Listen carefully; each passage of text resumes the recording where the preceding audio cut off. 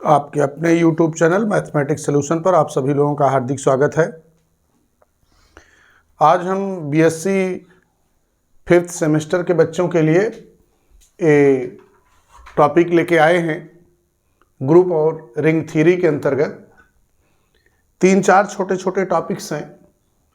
पहला है कि नॉर्मलाइजेशन और centralisation of an element of A group. दूसरा है नॉर्मलाइजेशन ऑफ ए सब ग्रुप ऑफ ए ग्रुप। और तीसरा है कॉन्जुगेट सब ग्रुप्स। चौथा है सेल्फ कॉन्जुगेट सब ग्रुप। ये जो सेल्फ कॉन्जुगेट सब ग्रुप है इनवेरिएंट सब ग्रुप के नाम से भी जाना जाता है। और फिर नॉर्मलाइजर के से संबंधित एक थ्योरम है यहाँ पे।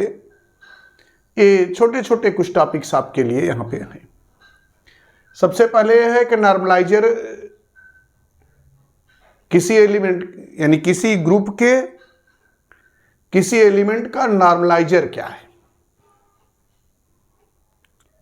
यहां याद रखिएगा कि किसी भी ग्रुप के किसी एलिमेंट का नॉर्मलाइजर उसी ग्रुप के उन सभी एलिमेंट्स का समुच्चय है जो उस एलिमेंट के साथ कॉम्यूटेटिव लॉ को होल्ड करे। यानी यहां पे हम क्या कह रहे हैं कि G be a group and A belongs to G। G एक ग्रुप है और A क्या है, G का एलिमेंट है। इस A के लिए जो नॉर्मलाइजर है वह इस G के उन सभी एलिमेंट्स का सेट है जो इस A के साथ कॉम्यूटेटिव लॉ को होल्ड कर रहे हैं। यही चीज यहां पे लिखा गया है। The normaliser of A in G is the set of all those elements of G which commute with A। और इसको किस चीज से डिनोट करते हैं, N A से। इस ढंग से N छोटे कोष्टक में small a। thus N A equal to X belongs to G such that AX equal to XA। यहां याद रखिएगा यह A जो है जिसका हम नॉर्मलाइजर निकाल रहे हैं वह भी उसी ग्रुप का एलिमेंट है और जो नॉर्मलाइजर निकल रहा है वह भी किसका एलिमेंट है, G का ही एलिमेंट है। यानी यहां A भी G का एलिमेंट है और X भी G का एलिमेंट है। ये चीज आपके दिमाग में होनी चाहिए।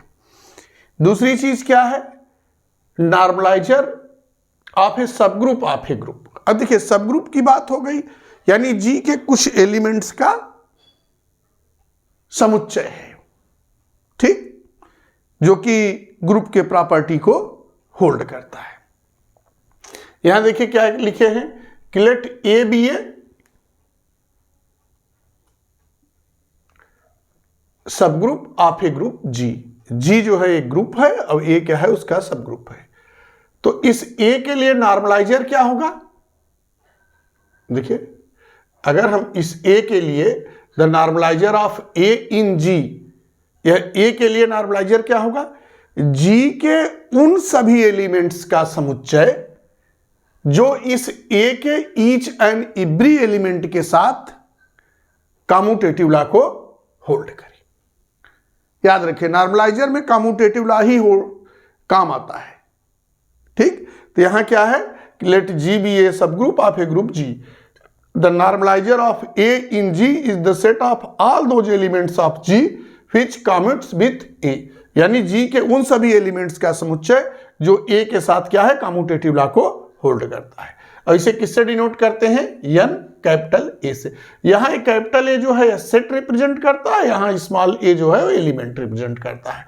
यहां इसके आगे देखिए 10 N A equal to X belongs to G that दैट AX इक्वल टू XA, ठीक। अब तीसरी चीज क्या है, कॉन्जुगेट सब ग्रुप्स, ठीक है। अब जब कॉन्जुगेट की बात आ गई तो इसका मतलब दो सब ग्रुप हैं तभी तो एक दूसरे के लिए कॉन्जुगेट होंगे। तो यहां क्या है, let A and B be two sub groups of A group G, ठीक है। A और B G के दो सब ग्रुप हैं।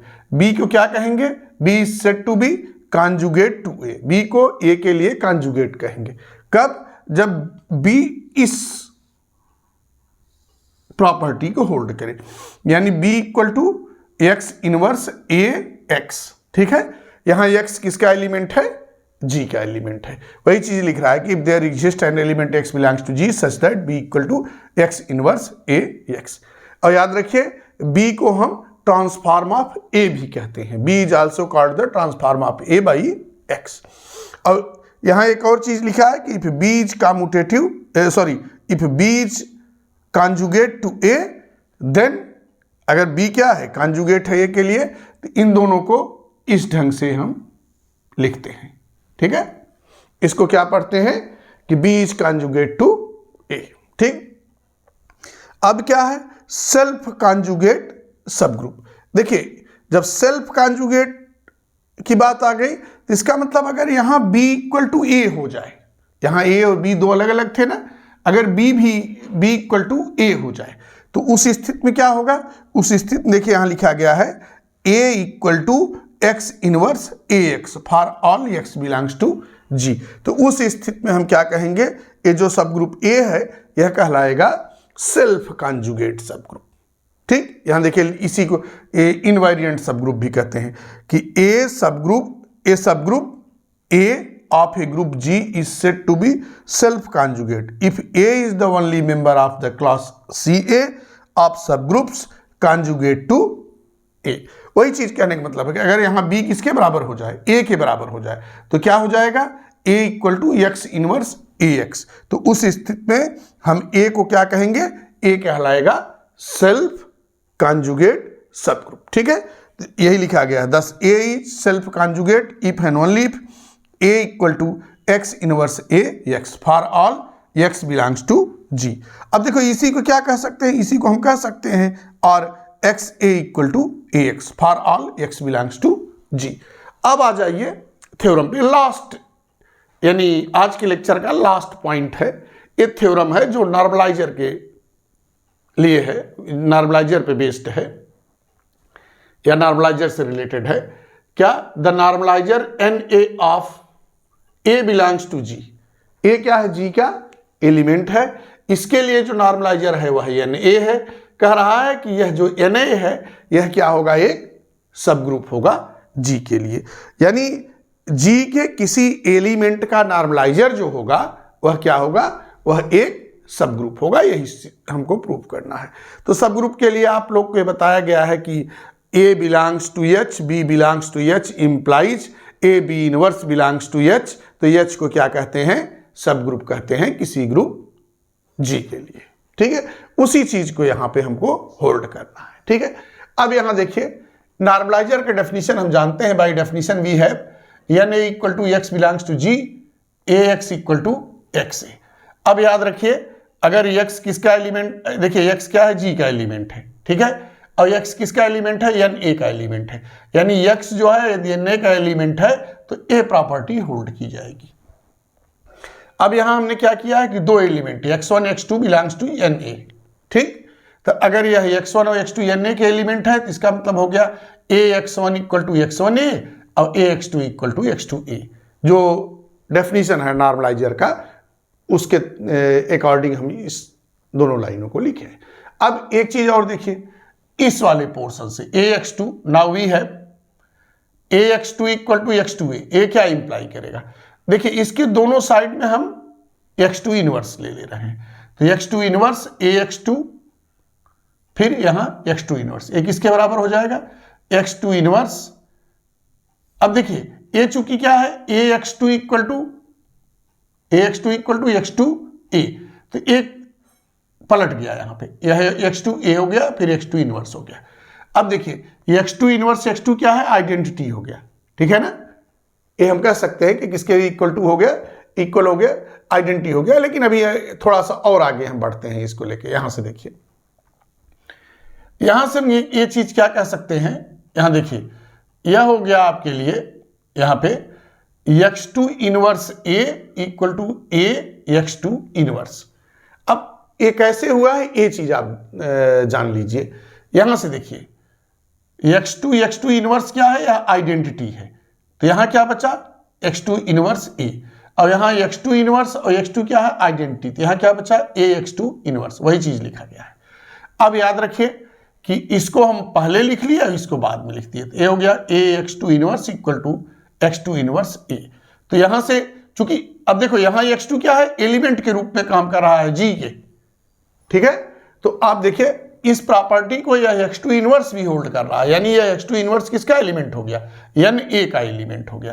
तो वही इंप्लाई किया कि X2 inverse belongs to Na। अब अगली चीज देखिए, X2 इनवर्स Na का एलिमेंट हो गया।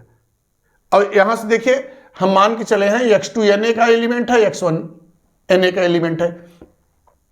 अब हमारे लिए यहां ये भी हो गया कि X2 इनवर्स भी Na का एलिमेंट हो गया, ठीक। अब आगे जरा देखिए क्या होगा,